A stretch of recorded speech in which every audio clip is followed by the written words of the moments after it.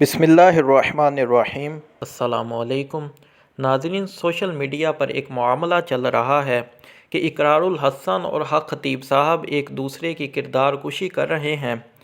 حق خطیب صاحب کا کہنا یہ ہے کہ میں اللہ کا ولی ہوں اور جو آنکھوں سے چین نکالنا، لوگوں کو شفا ملنا، یہ سب میری کرامتیں ہیں، جبکہ اقرار الحسن صاحب کا بیانیہ یہ ہے کہ یہ کرامتیں نہیں بلکہ شعبدہ بازی ہے اور ختم نبوت کے نام پر حق خطیب لوگوں کو گمراہ کر رہا ہے۔ تو ان دونوں میں کون حق پر ہے، اس بارے میں ہم عقیدہ اہل سنت کی روشنی میں بات کریں گے۔ پہلے ہم یہ جانتے ہیں کرامت ہے کیا چیز۔ شرح عقائد النصفیہ صفحہ نمبر 317 پر ہے۔ اس میں ولی کی تعریف بیان کی جا رہی تھی، جس کا مفہوم یہ ہے کہ ولی وہ شخص ہے جس کو ممکن حد تک اللہ تعالیٰ کی صفات کی معرفت حاصل ہو، جو عبادات کا پابند ہو، گناہوں سے اجتناب کرنے والا ہو، لذات اور شہوات میں انہماک سے کنارہ کش ہو۔ ولی کی کرامت وہ خلاف عادت کام ہے جو اس ولی کی طرف سے ہو جو نبوت کے دعوے کے ساتھ نہ ملا ہوا ہو، تو یہ کرامت ہے۔ اور اسی طرح شرح فقہ الاکبر میں ملا علی قاری رحمۃ اللہ تعالی علیہ نے فرمایا، کرامت خلاف عادت کام ہے، مگر یہ کہ وہ چیلنج کے ساتھ ملا ہوا نہیں ہوتا، اور یہ کرامت ولی کے لیے ہوتی ہے۔ پتہ چلتا ہے کہ کرامت کا تعلق ولی کے ساتھ ہے۔ اب ہم اس بارے میں جانیں گے کہ جو شخص عجائبات، خلاف عادت واقعہ دکھائے، کیا وہ ولی ہے؟ حبیب الرحمن من آیت القرآن، مفتی احمد یار خان نعیمی رحمۃ اللہ تعالی علیہ صفحہ نمبر 320 پر لکھتے ہیں کہ لوگوں نے ولی کی علامتیں اپنی طرف سے مقرر کر لی ہیں۔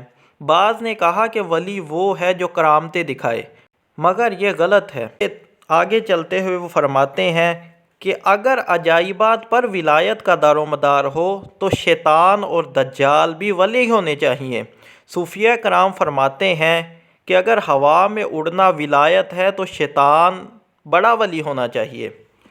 اسی طرح فتاوی رضویہ جلد نمبر 21 کے صفحہ نمبر 539 پر اعلیٰ حضرت علیہ رحمہ لکھتے ہیں کہ حضرت ابو یزید بسطامی رحمۃ اللہ تعالی علیہ نے امی بسطامی کے والد سے فرمایا، چلو اس شخص کو دیکھیں کہ جس نے اپنے آپ کو بنام ولایت مشہور کیا ہے۔ وہ شخص مرجع الناس اور مشہور بزہد ہے۔ جب وہاں تشریف لے گئے، اتفاقاً اس نے قبلہ کی طرف تھوکا۔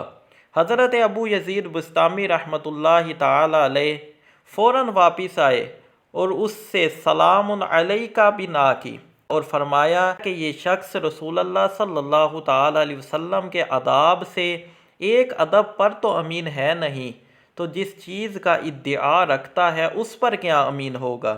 اور دوسری روایت میں ہے، فرمایا کہ یہ شخص شریعت کے آداب پر تو امین ہے نہیں، اسرار الہیہ پر کیسے امین ہوگا۔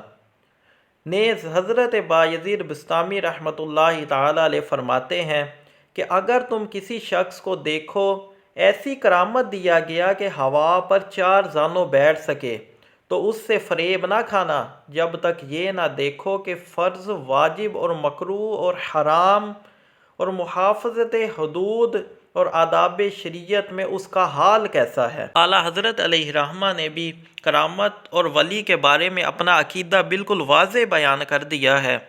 کرامت اور اللہ کے ولی کے حوالے سے کچھ باتیں میں نے آپ کے سامنے رکھی۔ اب ان چیزوں کو سامنے رکھ کر حق خطیب صاحب کو دیکھیں، کیا ان کا چہرہ شریعت کے مطابق ہے؟ کیا ان کے لباس شریعت کے مطابق ہے؟ کیا ان کی داڑھی شریعت کے مطابق ہے؟ کیا ان کے کام شریعت کے مطابق ہیں؟